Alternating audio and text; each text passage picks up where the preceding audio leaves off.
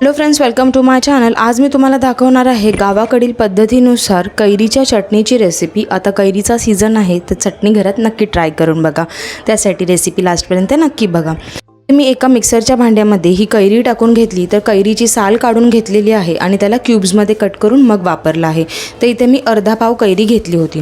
तर अर्धा पाव कैरीसाठी मी इथे ही जी पोपट ग्रीन म्हणजे पोपट्या कलरची जी मिरची असते ना, त्या 6 ते 7 मिरच्या घेतल्या होत्या, त्यांना थोडंसं कट करून टाकलेलं आहे। त्याचबरोबर 4 लसणाच्या पाकळ्या टाकून घेतल्या आणि 2 चमचे भरून ओले खोबरे किसलेले टाकून घेतलेले आहे।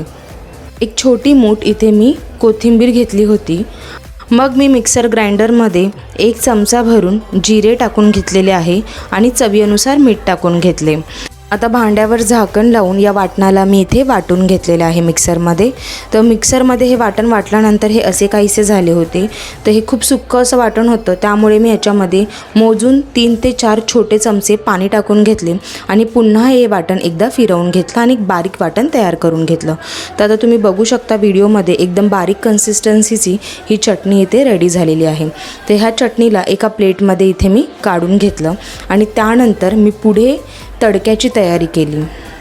तर या चटणीला तडका देण्यासाठी एका कढईमध्ये इथे मी 1 चमचा भरून तेल तापत ठेवले। तेल तापल्यानंतर त्यामध्ये अर्धा चमचा कच्चे चणे, अर्धा चमचा उडद डाळ आणि अर्धा चमचा राई घेतली आणि ह्यांना या तेलामध्ये टाकून घेतलं आणि व्यवस्थितपणे चणे जे आहेत ते ब्राऊन कलरचे होईपर्यंत मंद आचेवरती ह्याला फ्राय करून घेतले।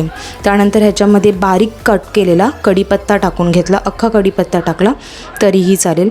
इथे मी पाव चमचा हिंग टाकून घेतली। त्याचबरोबर जर तुम्हाला इथे सुकी लाल मिरची वापरायची असेल तर तीही वापरू शकता।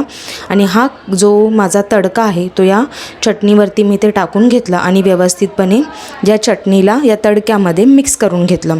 अशा प्रकारे ही कैरीची चटणी या सीझनमध्ये नक्की ट्राय करून बघा।